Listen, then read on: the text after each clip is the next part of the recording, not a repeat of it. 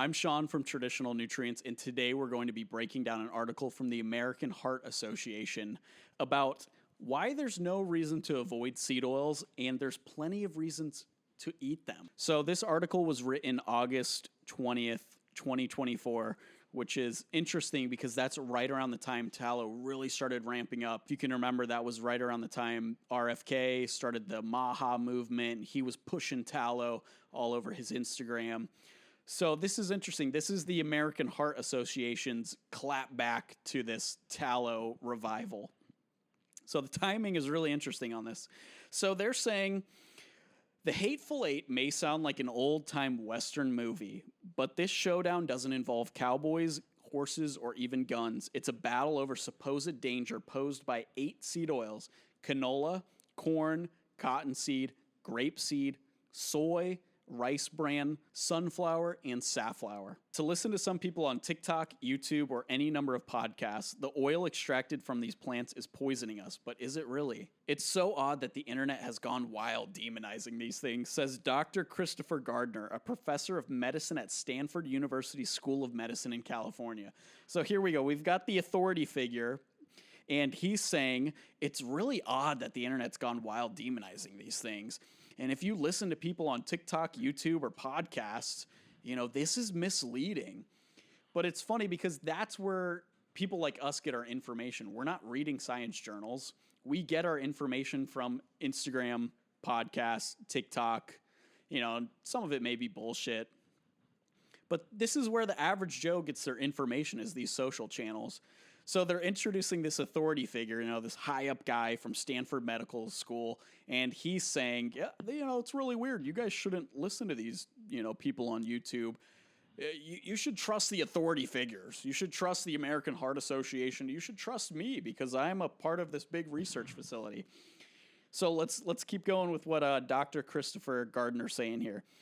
He's saying the misleading charge is that seed oils are high in omega-6 fatty acids that break down into toxins when used for cooking, causing inflammation, weakening the immune system, and contributing to chronic illness.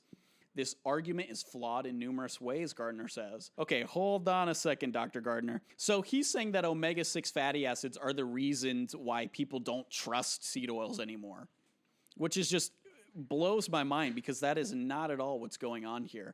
The reason that we don't trust seed oils is because we don't trust the big guys. We don't necessarily trust the American Heart Association anymore. It kind of seems like they've sold out. So, the average person has awakened. They've woken up, okay? So we don't trust these companies anymore. We know that seed oils are a byproduct from the textile industry. We're not buying this anymore. We're not stupid enough to where we only believe everything that we see from the big institutions like the American Heart Association and Stanford School of Research. People actually do trust the people that they see on TikTok and YouTube because we don't have an agenda. We're just trying to spread information and kind of take a stand against these big guys. So he's totally so far removed from the situation. He thinks it's omega-6 fatty acids, but that's literally, it has nothing to do with why we don't trust them. So let's keep going into this. So he's saying an inflammatory response to a wound or injury is an important part of the healing process. What we want to avoid is excess inflammation or chronically elevated inflammation. Okay, well, that's true. Critics say that people often realize that they're eating seed oils because of the many manufactured foods that contain them. Gardner said the real concern should be overeating ultra-processed foods, which contain harmful ingredients such as high fructose corn syrup, added sugar, and sodium. Which is true, by the way. I mean, he's not wrong here. These ultra-processed foods, they all contain seed oils.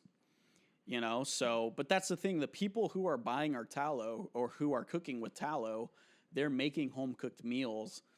They're not really eating these ultra-processed foods, So, you can skip all of what Gardner's saying here by just cooking your own meals. We know that we're not supposed to be eating ultra-processed foods.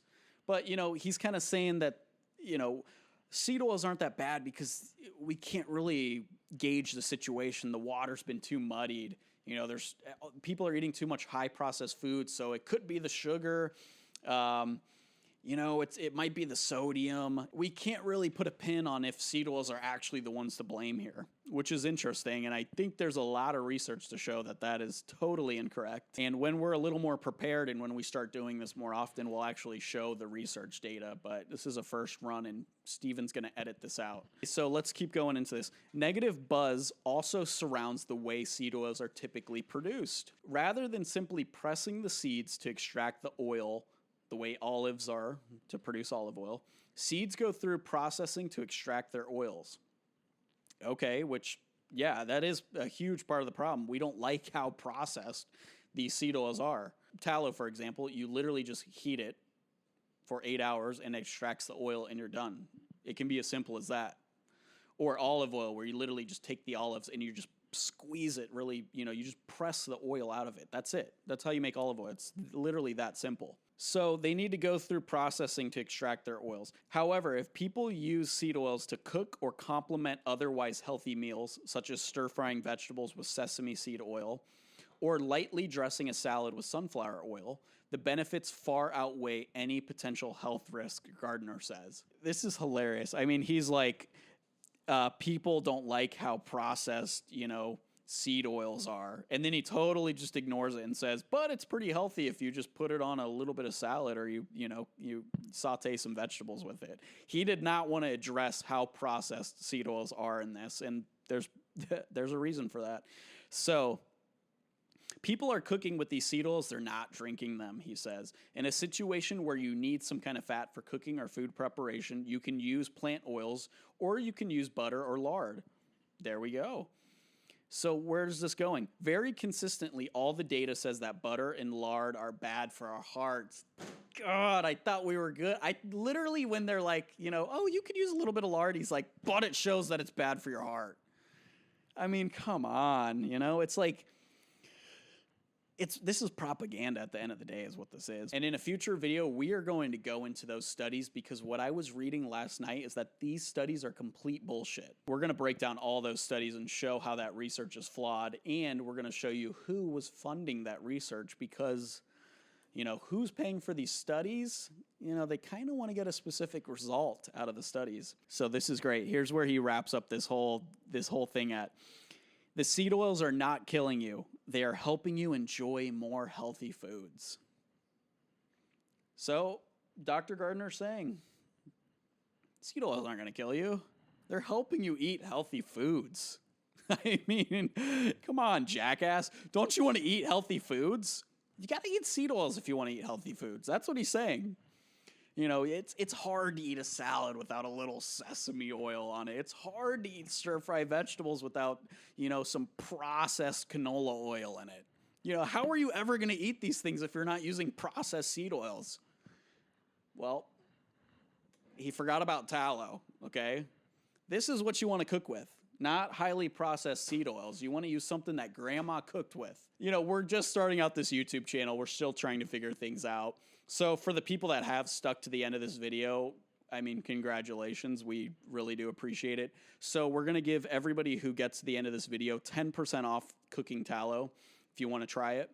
Okay, well, thank you for watching this video. If you want more like this, we're going to be doing some really in-depth research on all of these topics, and we're going to try, our whole mission here is to try and revive these healthy animal fats that have been demonized by these big institutions. So if you want to be a part of this journey, you can go ahead and follow us down below, and if not, totally cool. But until next time, I'm Sean Cox. Thank you for watching.